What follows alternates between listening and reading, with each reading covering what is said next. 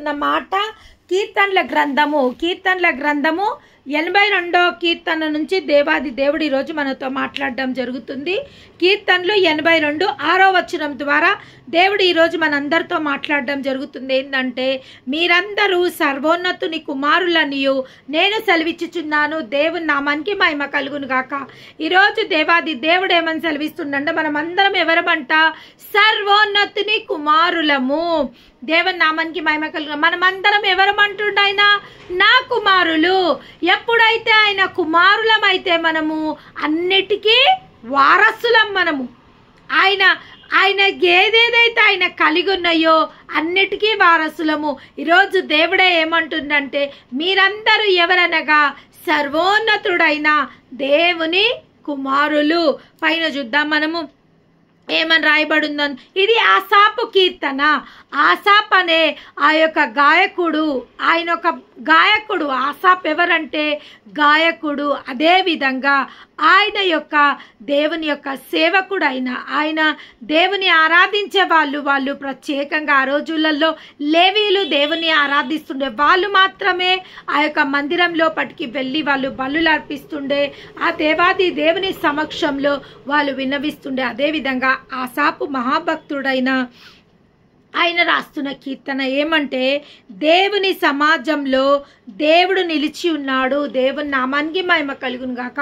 మొట్టమొదటిగా ఈ యొక్క భక్తుడు, ఈ యొక్క సేవకుడు, ఈ యొక్క పరిచారకుడు, దేవుని యొక్క పరిచారకుడైన ఆసాపు పలుకుతున్న మాట ఏంటంటే, దేవుని సమాజంలో దేవుడు నిల్చున్నాడు. ఆయన ఎవరు? మన దేవుడు సంఘానికి శిరస్సై ఉన్నాడు. మనం ఎవరము?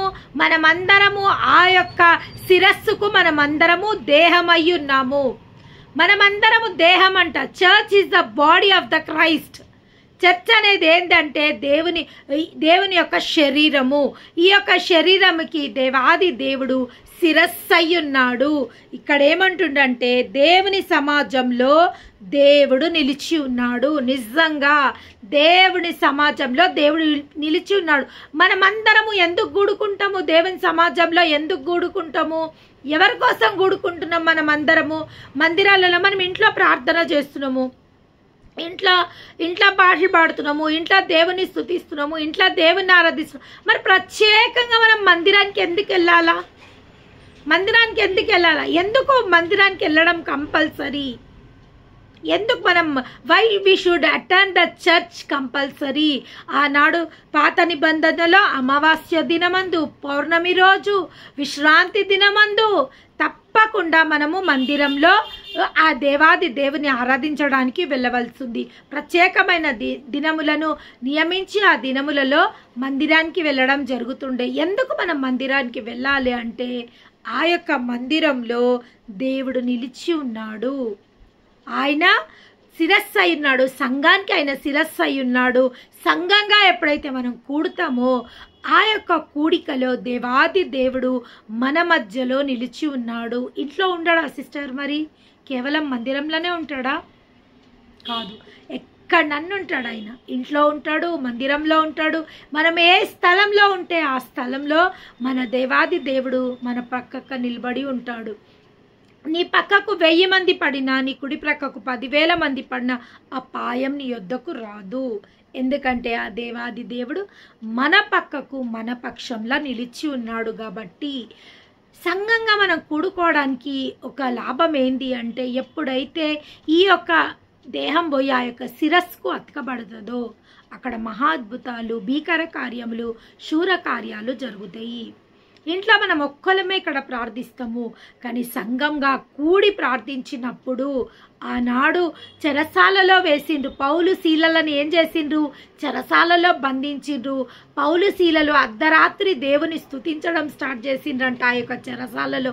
ఎప్పుడైతే ఆ యొక్క చెరసాలలో వాళ్ళు దేవుని స్తుతించడం స్టార్ట్ చేసితే ఇంకా ఆ యొక్క చెరసాలలో ఉన్న ఖైదీలందరూ దేవుని స్తుతిస్తుండ్రంట. స్తుతించినప్పుడు ఆ యొక్క చెరసాల యొక్క గోడలు బద్దలైపోయినాయి అంట. వాళ్ళ స్తుతులతో ఏం జరిగినాయంట? వాళ్ళ సంఖ్యలు తెగిపోయినాయంట. పౌలు శీలల సంఖ్యలు తెగిపోయినాయి. స్తుతించడంలో, సంఘంగా స్తుతించడము, మనం ఒక గుంపుగా స్తుతించడము, ఒక ఏమంటారంటే ఒక బ్యాచ్గా స్తుతించడము, లేదా ఒక గ్రూప్ ఆఫ్ పీపుల్గా స్తుతించడము, ఒక జూమ్లో స్తుతించడము, ఒక మందిరంలో స్తుతించడం వల్ల ఏం జరుగుతుంది అంటే మన ప్రార్థనకు శక్తి పెరుగుతుంది, మన ప్రార్థనలో బలము అనుగ్రహింపబడుతుంది. ఎందుకంటే మన మధ్యలోకి దేవాది దేవుడు వేయించేస్తాడు. ఇంకా ఏమని రాయబడింది? దైవముల మధ్య ఆయన తీర్పు తీర్చుచున్నాడు. ఎవరమంట? మనం అందరము దైవంలమంట. అయ్యో, మనం ఎట్లా దైవంలం అవుతాము? దేవాది దేవుడు ఒక్కడే కదా, దేవుడు ఒక్కడే. కానీ మనం దైవములు అంటే దేవుని బిడ్డలమైన మనము చిన్న చిన్న దైవంలమంట. మన దేవుడు ఎవరు? పెద్ద దైవము, సర్వోన్నతుడైన దేవుని కుమారులము, కుమార్తెలము. మనము కుమారుల రాజు పిల్లలను ఏమంటారు? రాజకుమారులు, రాజు కుమార్తెలు అంటారు. ఎందుకు? ఆయన బిడ్డలు కాబట్టి. ఇక్కడ మన దేవుడు ఎవరు? సర్వోన్నతుడైన గొప్ప దేవుడు. ఆ గొప్ప దేవుడు పిల్లలమైన మనం ఎవరమంట? దైవములమంట. దైవముల మధ్య తీర్పు తీర్చుచున్నాడు. ఎంతకాలము మీరు అన్యాయంగా తీర్పు తీర్చుదురు? ఎంతకాలము భక్తిహీనుల ఎడల పక్షపాతము చూపుదురు? ఎంతకాలము మీరు అన్యాయంగా తీర్పు తీరుస్తారు? ఎంతకాలము భక్తిహీనుల ఎడల పక్షపాతం చూపుదురు? అంటే ఇక్కడ ఏమంటుండు? ఈ యొక్క భక్తుడు ఏమంటుండు? ఎంతకాలం మీరు తీర్పు తీరుస్తారు? మీరు దైవంలు కదా, మీరు దైవంలో అయితే దేవుడు మనకు నేర్పించింది ఏంది? తీర్పు తీర్చమన్నాడా? తీర్పు తీర్చడం ఎవరి పని? దేవుడు ఏమంటుండు? తీర్పు తీర్చడము నా పని. Vengeance are mine. పగ తీర్చుకునుట నా పని, తీర్పు తీర్చుట నా పని. మీరు నా పని చేయడానికి వీల్లేదు. ఎంతకాలము మీరు భక్తిహీనులకు తీర్పు తీరుస్తారు? ఎంతకాలము మీరు అగో వాళ్ళు ఇట్లా చేస్తుండ్రు, వాళ్ళు అట్లా చేస్తుండ్రు, వాళ్ళు ఈ తప్పులు చేస్తుండ్రు, వాళ్ళు ఆ తప్పులు చేస్తుండ్రు, ఎంతవరకు మీరు తీర్పు తీర్చుతారు?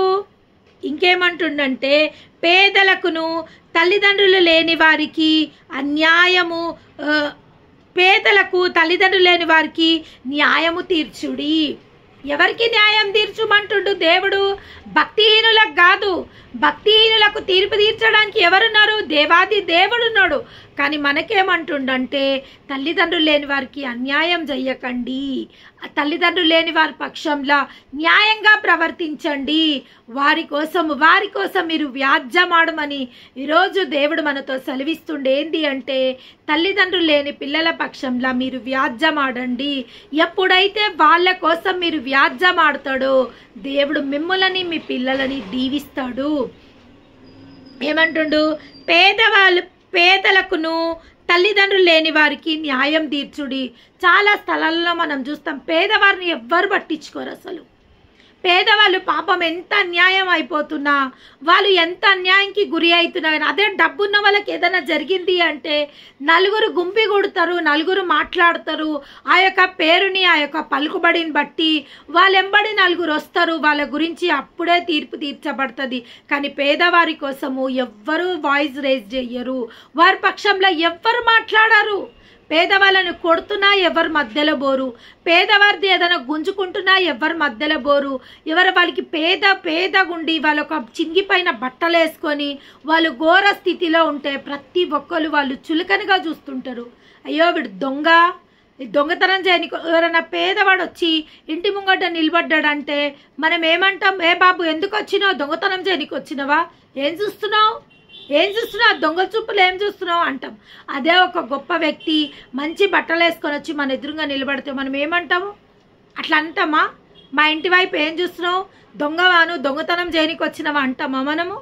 మనము మనుషులను బట్టి, వాళ్ళ యొక్క వేషభూషణాలను బట్టి, వాళ్ళ యొక్క ధరించుకున్న బట్టలను బట్టి, వాళ్ళ హోదాని బట్టి మనము తీర్పు తీర్చడం జరుగుతుంది. కానీ ఇక్కడ దేవాది దేవుడు మనతో ఈరోజు సెలవిస్తున్న మాట ఏందంటే పేదలకును తల్లిదండ్రులు లేని వారికి మీరు తీర్పు తీర్చుడి, వాళ్ళ పక్షంలో మీరు వ్యాజ్యమాడండి. నేను ప్రతిసారి చెప్తుంటా, తల్లిదండ్రులు లేని వారి పక్షంలో మనం వ్యాజ్యమాడాలి, వారి కోసం ప్రార్థన చెయ్యాల. ఎందుకంటే వాళ్ళ పక్షంలో దేవుడు వాళ్ళ కోసము దేవాది దేవుడు వాళ్ళకు తల్లి తండ్రి అయి ఉన్నాడు. వాళ్ళకి అసలు ఏ లోటు లేదు. అయినప్పటికీ మన బాధ్యత ఏంటంటే విధ్వరాల పక్షంలో మనం వ్యాజ్యం ఆడాలా, తల్లిదండ్రులు లేని పిల్లల పక్షంలో మనం వ్యాజ్యం ఆడాలా, పేదవారి పక్షంలో మనము వ్యాజ్యం ఆడాల్సిందిగా దేవాది దేవుడు మనతో కోరుతుండు. భక్తిహీనులతో మీరు వ్యాజ్యం ఆడాల్సిన అవసరం లేదు. భక్తిహీనులకు మీరు తీర్పు తీర్చాల్సిన అవసరం లేదు. దేవుడు ఈరోజు చేయాల్సిన పని, చేయకూడని పని మనకు చెప్తుండు. మనము భక్తిహీనులకు చాలా తొందరగా తీర్పు తీర్చేస్తాం. అయ్యో వీడిట్లా, వాడట్లా, వీడికి అసలు భక్తే లేదు, ఈ వ్యక్తి చర్చికే రాడు, ఈ వ్యక్తి దేవుడికి ఇయ్యడు, వీడు చాలా తప్పు మాటలు మాట్లాడతాడు, చాలా మనము ఈజీగా మాట్లాడేస్తాము. కానీ దేవుడు ఏమని సెలవిస్తుండంటే పేదవారికి, తల్లిదండ్రులు లేని పిల్లలకు వాళ్ళ పక్షంలో తీర్పు తీర్చుడి. ఇంకా ఏమంటుండంటే శ్రమగల వారికిని దీనులకును న్యాయము తీర్చుడి. ఎవరైతే శ్రమలో ఉన్నారో, ఎవరైతే దీనులై ఉన్నారో వారి కోసము న్యాయము తీర్చుడి. పేద విధ్వరాలు మాటికి ఆ యొక్క అధికారి దగ్గరకు వస్తుందంట వ్యాజ్యం ఆడడం కోసము. కానీ ఆ యొక్క అధికారి ఎవడంట? కఠినుడు, ఎవ్వరి మాట వినని కఠినుడంట. అయినప్పటికీ ఆ పేద విధ్వరాలు రోజు వచ్చి ఆ యొక్క కఠినాత్ముడైన ఆ యొక్క అధికారి దగ్గర రోజు ఆమె పక్షంలో వ్యాజ్యం తీర్చుమని రావడం జరుగుతుందంట. రోజు వస్తుంది, తన పంపించడం జరుగుతుంది, మళ్ళీ వస్తుంది. కానీ ఆ కఠినాత్ముడైన ఆ యొక్క న్యాయాధిపతి మాటికి ఆమె వ్యాజ్యం ఆడడం వల్ల ఆమెకు తీర్పు తీర్చడానికి ఆయన సిద్ధమై ఉన్నాడు. అదేవిధంగా దేవుడు ఈరోజు ఏమంటుండంటే శ్రమగల వారికిని దీనులకును న్యాయం తీర్చుడి. శ్రమగల వారికి అన్యాయంగా ఎవరన్నా బాధ పెడుతుండ్రా, అన్యాయంగా ఎవరితోనైనా కఠినమైన పనులు చేయిస్తుండ్రా, లేకుంటే వాళ్ళకి రావాల్సిన అధికారం వాళ్ళకి రావాల్సిన అధికారం కానీ, వాళ్ళకి రావాల్సిన డబ్బులు కానీ చాలామంది ఉద్యోగ స్థలాలలో ఏం చేస్తారంటే కొంచెం బీదగా, కొంచెం నోరు లేని వాళ్ళకి ఏం చేస్తారంటే వాళ్ళకు తక్కువ డబ్బులు ఇవ్వడము, లేదా వాళ్ళ డబ్బులని కాజేయడము. ఈ రోజులలో మధ్యవర్తులు చాలా అయిపోయినరు. ఏం చేస్తారంటే జీతాలు పడంగానే ఎవరైనా ఉద్యోగాలు పెట్టిపిస్తుంటే వాళ్ళు ఉద్యోగాలు చేయగానే జీతాలు పడంగానే వీళ్ళకి వెళ్ళి డబ్బులు తీసుకోవడము. ఎందుకంటే అయ్యో మేము మీకు ఉద్యోగం పెట్టించినాం కదా, మీకు మరి ఉద్యోగం అవసరం కదా, మరి నేను నా ఇన్ఫ్లుయెన్స్తో ఉద్యోగం పెట్టించిన కదా, లేదు మీరు నెలకి ఇంత ఇయ్యాలా. ఒకరోజు నేను ఆటోలో ప్రయాణమై వెళ్తున్నా, అక్కడ నేను ఏదో ఫోన్లో మాట్లాడుతున్నా. ఆ యొక్క ఆటో ఆయన నాతో అంటుండు, నేను ఒక లేబర్ ఆఫీస్కి వెళ్ళేసి వస్తున్నా. ఆటో ఆయన అంటుండు, అమ్మా మా యొక్క భార్య హాస్పిటల్లో జాబ్ చేస్తుందమ్మా, ఈఎస్ఐ డబ్బులు కట్ అవుతున్నాయి, నెలకు డబ్బులు కట్ అవుతున్నాయి, కానీ మా భార్యకి ఇప్పటి వరకు కార్డు ఇవ్వలేదు. మరి మధ్యవర్తి మా భార్యకు రావాల్సిన జీతం ప్రతి నెల తీసుకోవడం జరుగుతుంది. ప్రతి నెల జీతము, మా భార్య జీతం ఇంత అయితే ఆయన కొన్ని పైసలు తీసుకొని మాకు ఇంత ఇవ్వడం జరుగుతుంది. ఈఎస్ఐ డబ్బులు కూడా తీసుకుంటారు, కానీ మాకు ఇంకా కార్డు రాలేదమ్మా, మేము దీనికోసం ఏమైనా చర్య తీసుకోవచ్చా, అసలు మేము ఎవరిని అడగాలమ్మా దీని గురించి అని ఆటో డ్రైవర్ నన్ను అడగడం జరిగింది. నేను అన్నాను, ఒకసారి మీరు హాస్పిటల్ వాళ్ళతో మాట్లాడి అక్కడ కాకపోతే మీరు ఇక్కడికి వచ్చి కంప్లైంట్ ఇవ్వండి, ఆఫీస్కి వచ్చి మీరు కంప్లైంట్ ఇస్తే వాళ్ళు రిఫర్ చేస్తారు, మీ వల్ల అనేకులకు లాభం జరుగుతుంది అని ఆయనకు చెప్పడం జరిగింది. అదేవిధంగా దేవుడు ఏమంటుండంటే శ్రమ గల వారికిని దీనులకును న్యాయం తీర్చుడి. దీనులు కొంతమంది పాపం అన్యాయంగా వాళ్ళు ఎంత పనిస్తంట పనిచేస్తూనే ఉంటారు. వాళ్ళు అన్యాయంగా ఆ యొక్క అధికారులు చేయించుకుంటుంటే వీళ్ళు చేస్తూనే ఉంటారు. అసలు వీళ్ళకు నోరు ఉండదు. వీళ్ళు అసలు అయ్యో అంటే వాళ్ళు ఏమైనా అంటారేమో, వాళ్ళు ఏమైనా తిడతారేమో, వాళ్ళు ఏమైనా కోపం అవుతారేమో అని వీళ్ళ రెక్కలు ముక్కలు చేసుకొని వీళ్ళ కష్టమంతా వాళ్ళకి దారపోయడం జరుగుతుంది. అట్టి వారి కోసం వారి మధ్యలోకి మీరు వెళ్ళి వాళ్ళ కోసం మాట్లాడుడి అని దేవుడు ఈరోజు సెలవిస్తుండే. ఇంకేమంటుండంటే దరిద్రులను నిరుపేదలను విడిపించుడి. దేవుని నామానికి మహిమ కలుగును గాక. నిరుపేదలను దరిద్రులని విడిపించుడి. చాలామంది అప్పులు తీసుకున్నాక అప్పులు తీరని పరిస్థితిలో ఉన్నప్పుడు వాళ్ళు ఏం చేస్తారంటే వడ్డీలకు కట్టి వాళ్ళ కష్టార్జితం అంతా వడ్డీల పాలే చేస్తారు. అటువంటి వారి కోసం మీరు మాట్లాడండి. ఆ యొక్క వారితో మీరు మాట్లాడండి. ఎవరు అన్యాయంగా వారి కష్టార్జితం అంతా దొంగిలిస్తుండ్రో వారితో ఒకసారి మాట్లాడమని ఈ యొక్క వాక్యం నిజంగా చాలా రోజుల నుంచి నేను ఒక కుటుంబం కోసం ప్రార్థన చేయడం జరుగుతుంది. మీరు కూడా వింటూనే ఉన్నారు. ఒక 3 తల్లిదండ్రులు లేని పిల్లలు, వాళ్ళ పక్షంలో నేను ప్రతిరోజు దేవునికి ప్రార్థన చేయడం జరుగుతుంది. ప్రభువా, వారి పక్షంలో ఎవ్వరు లేరు నాయనా, వారి పక్షంలో మీరు వ్యాజ్యమాడండి. ఎవరైతే అన్యాయంగా వాళ్ళ డబ్బులు తీసుకుండో, వారికి ఇస్తాన్న గృహం ఇంకా ఇవ్వకుంటుందో, ఆయన తీసుకున్న వ్యక్తితో మీరు మాట్లాడండి ప్రభువా. వీరిపైన కనికరం కలిగించి ఆ గృహం వీళ్ళకి ఇచ్చేటట్టు సహాయం చేయమని ప్రతిరోజు నేను ప్రార్థన చేస్తూనే ఉన్న వారి కోసం.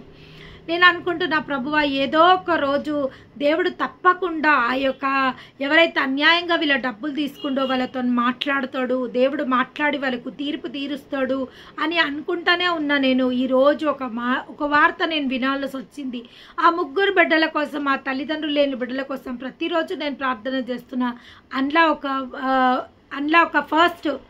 ఒక ఫస్ట్ కుమారునికి పక్షపాతం వచ్చి ఈరోజు కాల్చేయి పడిపోవడం జరిగింది.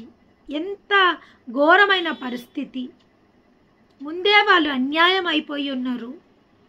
ముందే వాళ్ళకు రావాల్సిన డబ్బులన్నీ లక్షల డబ్బులు వాళ్ళు ఎవరో అన్యాయంగా వాళ్ళ డబ్బులు తీసుకొని ఉన్నారు.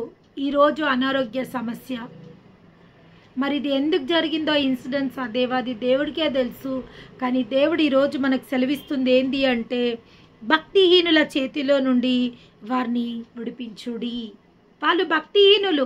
నిజంగా వాళ్ళు దేవుని యందు భయభక్తులు కలిగి ఉంటే ఒక తల్లిదండ్రులు లేని పిల్లల సొత్తు సంవత్సరాలు అయిపోయినా వాళ్ళ దగ్గర పెట్టుకొని వాళ్ళ కొంచెం కూడా భయపడకుంటున్నారు అంటే వాళ్ళు దేవుని యందు భయభక్తులు గలవారు కాదు, నిజంగా భక్తిహీనులే వారు. నిజంగా ఈ వాక్యం ద్వారా దేవుడు ఈరోజు వారితో మాట్లాడితే ఆ యొక్క తల్లిదండ్రులు లేని బిడ్డల పక్షంలో ఆయననే తీర్పు తీసి ఆయననే వ్యాజ్యమాడిన వాడవుతాడు. దేవుని నామానికి మహిమ కలుగునుగాక. ఇంకా ఏమంటుండంటే, జనులకు తెలివి లేదు, వారు గ్రహింపరు, వారు అంధకారంలో ఇటు అటు తిరుగులాడుదురు. ఏమంటుండు? జనములకు తెలివి లేదంట, తెలివి లేదు, వాళ్ళు అంధకారంలో ఇటు అటు తిరుగుతుడు. ఎందుకు ఈరోజు దేవుడు అట్లా అంటుండు? జనులకు తెలివి లేదు. ఎందుకంటుండంటే వాళ్ళు ఎక్కడ తిరుగుతుండ్రంట? అంధకారంలో ఇటు అటు తిరుగుతుండంట. మన దేవుడు ఎవరై ఉన్నాడు? వెలుగై ఉన్నాడు. ఆ వెలుగు దగ్గరికి వాళ్ళు రావట్లేదంట. ఆ వెలుగుని తప్పించుకొని వాళ్ళు ఇటు అటు తిరుగుతుండ్రు. తిరుగుకుంటా వాళ్ళ జీవితాలని దుర్భరం చేసుకుంటుండు. ప్రతి ఒక్కరితో దేవాది దేవుడు ఈరోజు మాట్లాడుతుండు. మొన్నటి రోజు దేవుడు మాట్లాడిండు, నీ యొక్క మార్గముల పైన నేను వెలుగుని ఉదయింపజేస్తాను. నీ యొక్క మార్గముల పైన నేను వెలుగుని ఉదయింపజేస్తాను. అవును, ఈరోజు దేవుని దగ్గరికి రాని వారితో వాళ్ళ మార్గంలో కానరాక వాళ్ళు అంధకారంలో ఇటు అటు, విశ్వాసులు కూడా ఈరోజు దేవుడు సెలవిస్తుడు, విశ్వాసులు కూడా వాళ్ళకున్న సమస్యలను వాళ్ళకున్న ఇబ్బందులను దేవాది దేవుడి దగ్గరికి తీసుకొచ్చినప్పుడు ఆయన వాళ్ళ మార్గముల పైన వెలుగును ఉదయింపజేస్తాడు. కానీ నా జనులకు తెలివి లేక వాళ్ళు అంధకారంలో ఇటు అటు తిరుగుతుండ్రు. వాళ్ళకున్న సమస్యలైన పాదాల దగ్గరికి తీసుకొచ్చి దేవాది దేవుని సమక్షంలో వ్యాజ్యం ఆడకుండా వాళ్ళు ఇటు అటు తిరుగుతుండ్రు. ఇంకా ఆల్టర్నేట్స్ని వాళ్ళు వెతుకుతుండ్రు. వాళ్ళు షార్ట్ కట్లను వాళ్ళు వెతుకుతుండ్రు. ఇంకా మనుషులను వాళ్ళు ఆశ్రయిస్తుండ్రు. దేవాది దేవుని ఆశ్రయించాల్సినంతగా వాళ్ళు ఆశ్రయించకుండా మనుషుల వైపు వాళ్ళు చూస్తుండ్రు, అధికారుల వైపు వాళ్ళు చూస్తుండ్రు.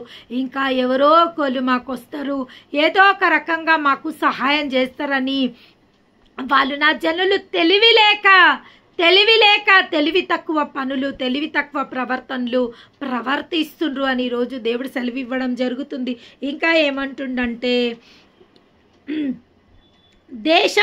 దేశమునకున్న ఆధారములన్నీ కదులుచున్నవి, దేశముకున్న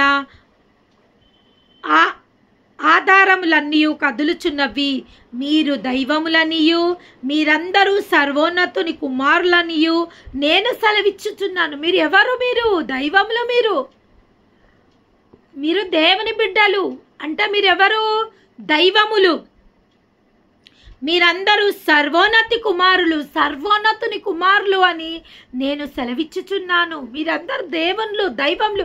మీరు ఏదన్నా ఆ దేవుని నుంచి పొందుకొని ఏదన్నా మీరు చెయ్యడానికి గల సామర్థ్యత మీకుంది. ఎందుకంటే దేవుడు ఏమన్నాడంటే, నేను చేయు కార్యములు అంతకన్నా గొప్ప కార్యములు మీరు చేసెదరు. చెయ్యండ్రి అనలేదు, చేసెదరు. నేను చేసిన గొప్ప కార్యముల కన్నా గొప్ప కార్యములు మీరు చేసేదరు. ఈరోజు ఎవరైతే నిజంగా సర్వోన్నతుని శక్తి మాలో ఉంది, మాకు అసాధ్యమైనది ఏదీ లేదు, మేమేమన్నా చేయగలుగుతాము, మేము అన్యాయంకి వ్యతిరేకంగా మేము మాట్లాడగలుగుతాము, మేము బీదలని విడిపించగలుగుతాము, మేము దరిద్రులకు సహాయం చేయగలుగుతాము, మేము తెలివిలేని వారికి తెలివి మార్గంలో మేము నడిపించగలుగుతాము, మేము ఇతరులకు మార్గం చూపెట్టగలుగుతాము, ఇతరులని విడిపించగలుగుతాము, ఇతరుల కోసం మేము వ్యాజ్యంగా ఆడగలము అని ఎవరెవరైతే ఈరోజు హృదయంలో యోచించుకుంటుండ్రో, మీరు అనుకుంటుండొచ్చు ఈరోజు మా బ్రతికే మాకు దుర్భరంగా ఉంది, మేము ఇంకెవరికి తీర్పు తీరుస్తాము, ఎవరికి మేము ఈ బంధకాల నుంచి బయటికి తీసుకొస్తాము, ఎవరిని మేము విడిపించగలుగుతాము. కానీ దేవుడు ఈరోజు సెలవివ్వడం ఏం జరుగుతుందంటే, మీ స్థితి ఏ విధంగా ఉన్నా, మీ పరిస్థితి ఏ విధంగా ఉన్నా, మీరు దైవములు, మీరు దేవుని యొక్క ప్రతినిధులు. మీలో ఉన్నది దేవుని యొక్క రక్తము, మీలో ఉన్నది దేవుని యొక్క బీజము, మీకు ఇవ్వబడ్డది దేవుని యొక్క అధికారము, దేవుని యొక్క శక్తి మీకు ఇవ్వబడ్డది. సర్వోన్నతుని రెక్కల చాటున మీరు వసించి ఉన్నారు. మీకు అసాధ్యమైనది ఏది లేదు. మీరు చేతులెత్తి ప్రార్థించినప్పుడు బంధకాలు విడిపోతాయి. మీరు ప్రార్థించినప్పుడు వ్యాధిగ్రస్తులు స్వస్థపరచబడతారు. మీరు ప్రార్థించినప్పుడు దరిద్రులు దీనులకు తీర్పు తీర్చబడుతుంది, న్యాయము జరుగుతుంది, వారి జీవితాలలో న్యాయం జరుగుతుంది. మీరు you have to raise the voice. మీరు మీ యొక్క స్వరాన్ని విప్పాల్సిన అవసరం ఉంది. మాకెందుకు అని ఊరుకోవాల్సిన అవసరం లేదు. తల్లిదండ్రులు లేని బిడల పక్షంలో దేవుడు వ్యాజ్యమాడమంటుండు, వాళ్ళ కోసం ప్రయాసపడమంటుండు. దేవాది దేవునికి వందనాలు. ఇంకా ఆయన ఏమంటుండంటే, అయినను ఇతర మనుషులు చనిపోవునట్లును మీరును చనిపోవుదురు, అధికారంలో ఒకడు కూలునట్లును మీరు కూలుదురు. దేవా లెమ్ము, భూమికి తీర్పు తీర్చుము, అన్యజనులందరూ నీకే స్వాస్థముగా ఉందురు. లేవండి ప్రభువా. అవును, మేము అన్యజనులు ఏ విధంగా ఈరోజు మన్నుకు చేరాల్సిందే, ఈ ఆత్మ పరమునకు చేరాల్సిందే. ఈ ఆత్మను అనుగ్రహించిన దేవాది దేవుని దగ్గరికి ఈ ఆత్మ చేరుతుంది. ఈ దేహము మన్నుకు చేరిపోతుంది. మేమందరం చావాల్సిన వాళ్ళమే, ఎవ్వరం ఇక్కడ శాశ్వతంగా ఉండేటోళ్ళం కాదు. అయినప్పటికీ ప్రతి ఒక్కరి పక్షంలో వ్యాజ్యమాడే భారాన్ని దేవుడు మనకిచ్చిండు.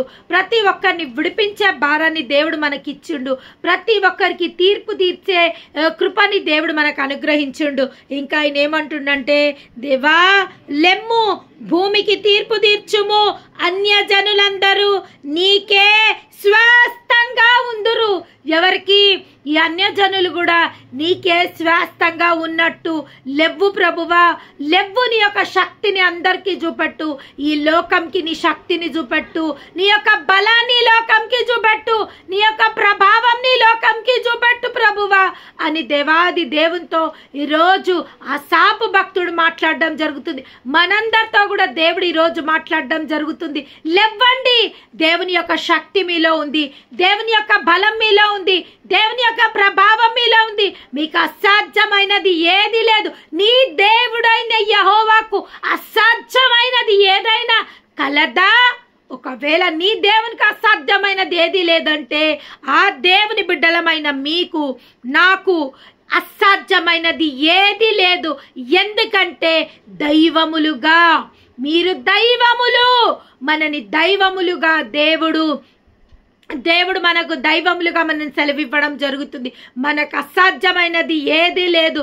దుఃఖాక్రాంతులను ఓదార్చుటకు, భారభరితమైన ఆత్మలకు స్తుతి వస్త్రం అలంకరించుటకు, బంధింపబడ్డ వారికి విడిపించుటకు, దిక్కులేని బీదలను ఆదుకునుటకు, దరిద్రులను ఆదుకునుటకు, దేవాది దేవుడు తల్లిదండ్రులు లేని బిడ్డల పక్షంలో వ్యాజ్యమాడుటకును, తెలివిలేని వారికి తెలివిని అనుగ్రహించుటకు దేవాది దేవుడు ఈరోజు మనని ఏర్పరచుకొని నియమించుకున్నందుకు దేవాది దేవునికే స్తుతులు స్తోత్రాలు కలుగును గాక.